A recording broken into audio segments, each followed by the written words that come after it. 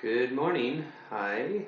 Um, this is for sculpture, and this is a continuation of the relief sculpture plate or plaque, the kind of 8 by 8 inch piece of clay that we're starting with.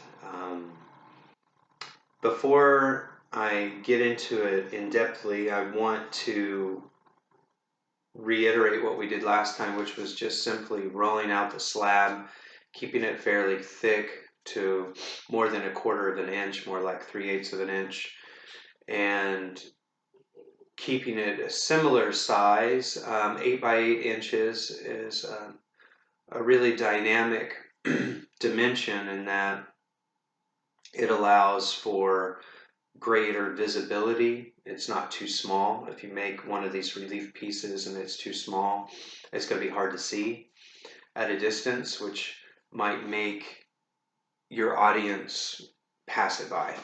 So the 8 by 8 inches is a nice compromise for visibility in your home or in a gallery or in an exhibition space in the event that they open, which they will.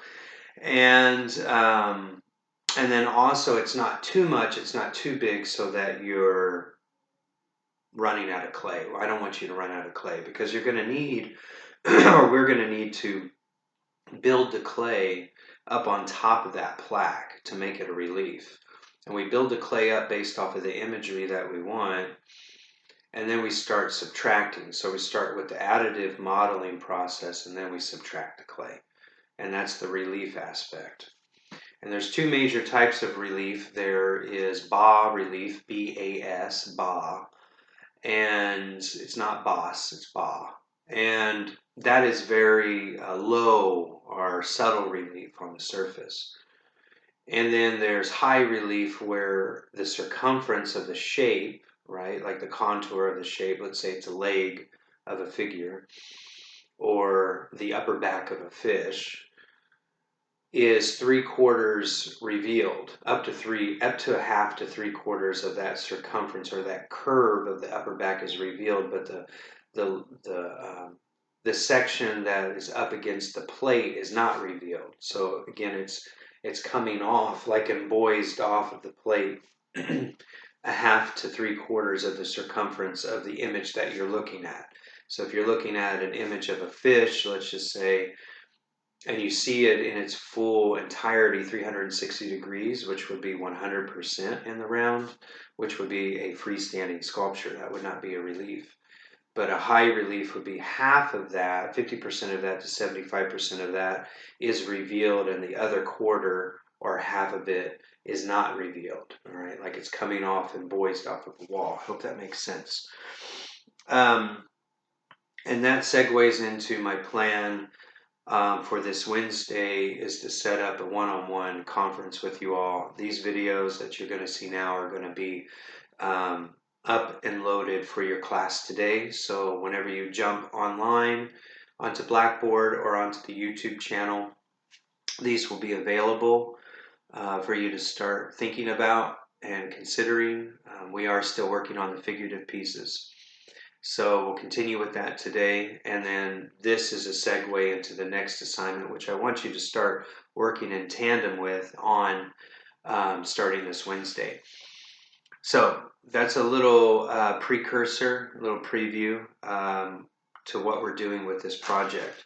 What we're going to need today is we're going to use our wooden tool, wooden knife, and then also our smooth plastic rib, either the small blue one or if you grabbed a different one, that will work too.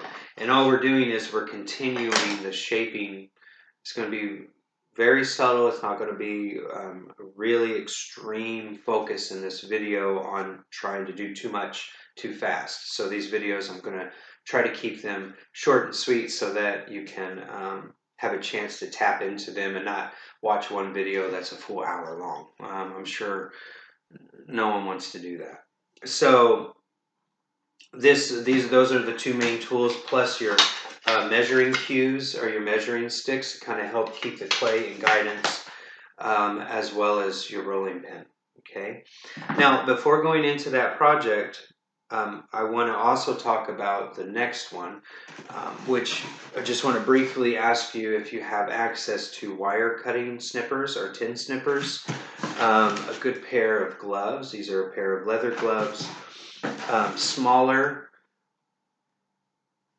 wire cutting tools, as well as a small needle nose tool, right? These just kind of help cut the chicken wire or the metal mesh at a more gentle curve instead of having to try to make a large curve with these. This is to cut out the bulk, and then these are for um, the finer cuts on the metal. Okay, so if you have access to these, that would be great.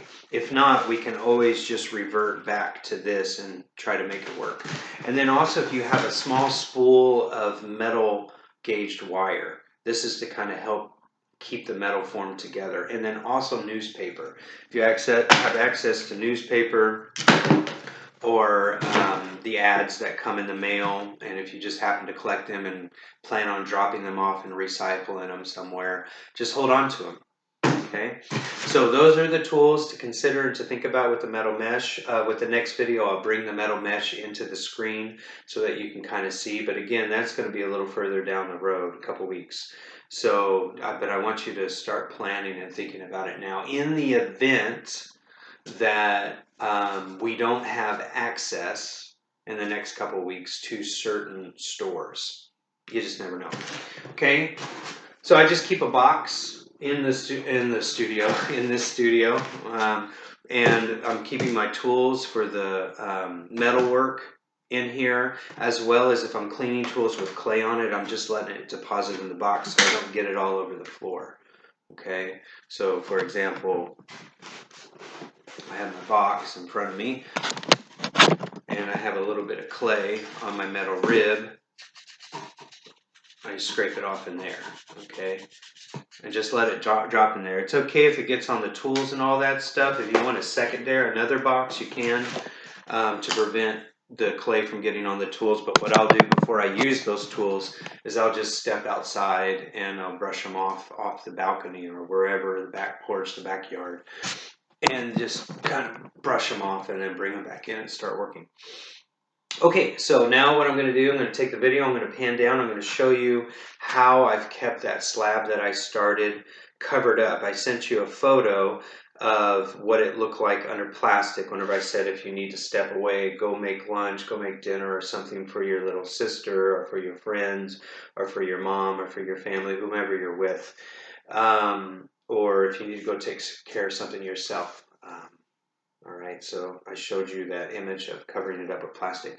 So now I'm going to pan down in my little working space.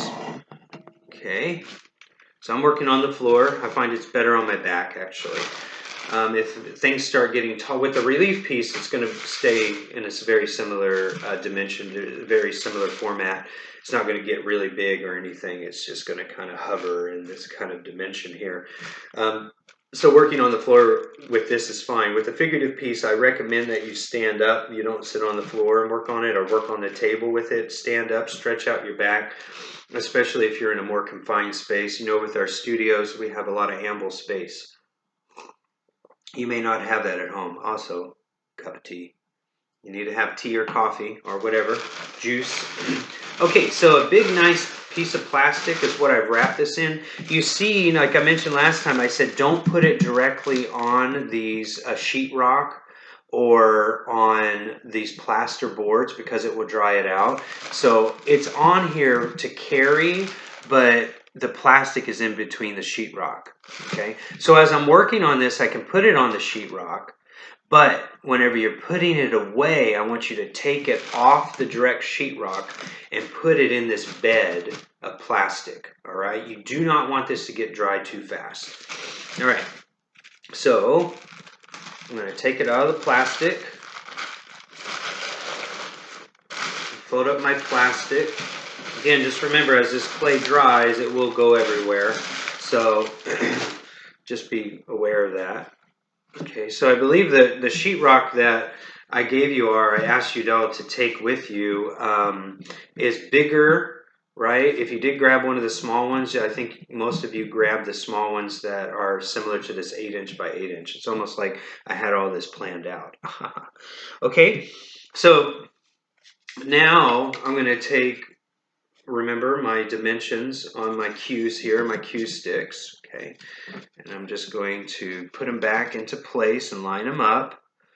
Right. If they go a little over 8 inches, that's no big deal. Again, just make sure that it's not 14, 15 inches by 15 inches or anything like that, because it's just too big. You're going to run out of clay. So now the last thing I did is I smoothed out both sides. I'm going to come in with my pen and I'm just going to go on and roll over the top again just to kind of even it out. Even out. This is the bottom. I'm starting with the bottom. And then I'm going to flip it over.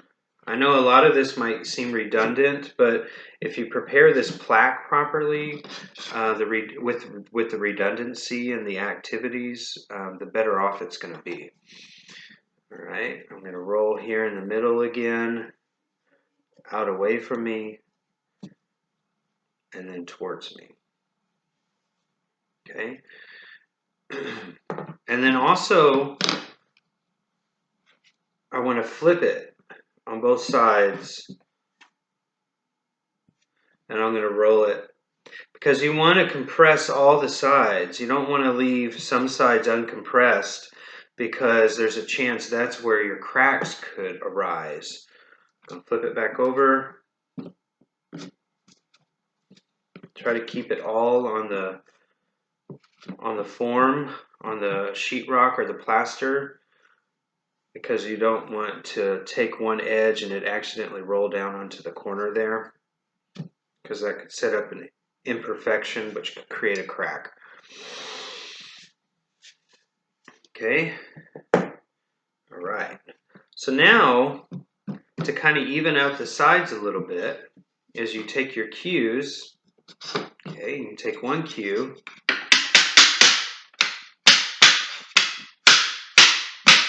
and paddle it to get a straight edge.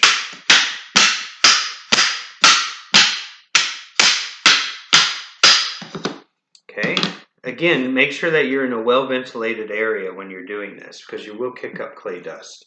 Then you can see there's some areas that are extra. You just cut that away.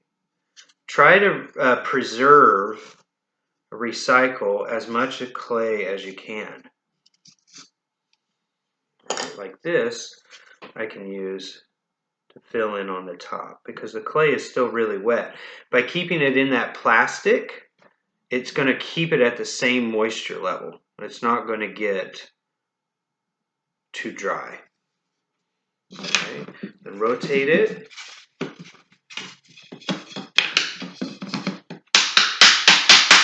Same.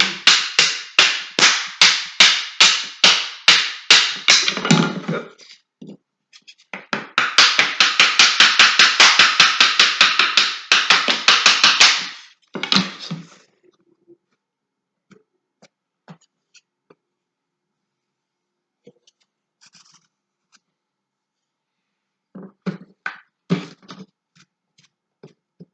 Now we're just getting the general 90-degree angles, okay? We're not trying to get perfect 90-degree angles right away, because we'll be able to do that whenever it dries, but we don't want to do it now because it's still kind of wet. And we want to keep it wet so that we can continue with building on top, because we're going to build a lot of clay up on top. If you do have sides that really undulate, like going out and back and forth, find the area that's the straightest and then just run your tool down to try to even it up and get that 90-degree angle started right away. What did I say you do with these big chunks? It's either you can fill in the areas where you want to fill in, or this goes in your bag of clay right away, all right, so that it doesn't get dry. Don't just leave it and lay it like right there or up here, because it will dry out, and you'd be surprised how much these little pieces build up quickly, especially when you're trying to conserve the clay.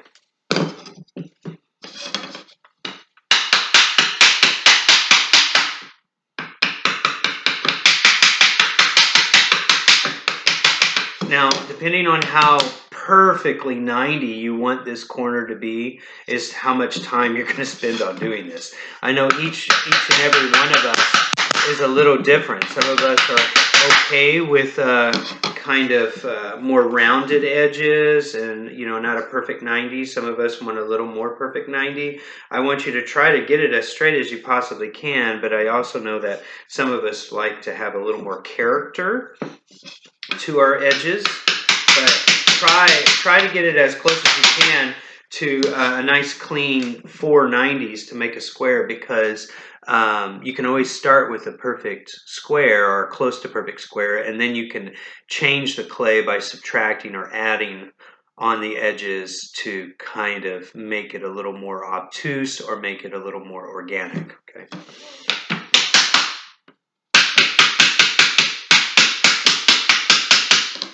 Right, and then also by paddling all the sides, it compresses that thickness, right? That thickness, that thick like 3/8 gauge clay, and that prevents any cracking from happening on the side. Now what I'm doing is I'm going back in on top and kind of paddling it back down where it might have risen up a little bit too much, trying to keep the top fairly level. And as much compression that we're doing with these paddles, the better, because again, the clay naturally loves compression, perpendicular pressure going down on it. It takes all the clay particles and it just locks them in, all right, like two fingers or two hands with all the fingers together. It's really hard to pull apart if you apply a little bit of pressure, right?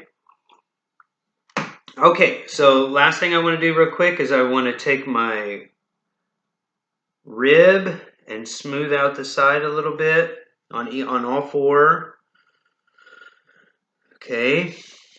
Now you may already be asking yourself, does it have to be a square?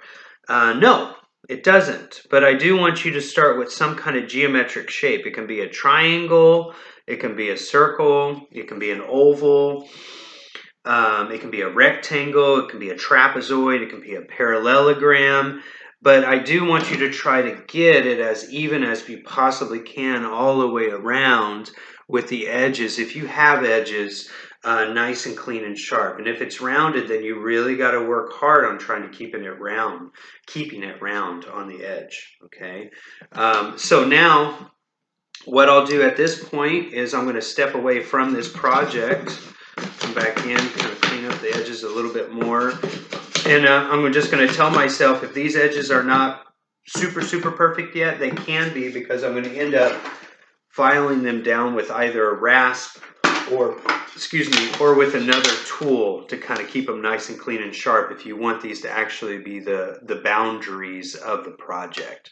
Okay, so what am I going to do? I'm not going to leave it on the plaster. Okay, I'm going to make sure that I take it off the board, taking my piece of plastic, gently bringing it up from the edge, laying the plastic down as a buffer, as a bed, wrap it up. Okay, wrap it up on all corners, make sure that it doesn't have a lot of air. And what I typically do is just take my metal gauge calibrated tools and I just leave them on top. Okay, so that's the next installment for the relief sculpture.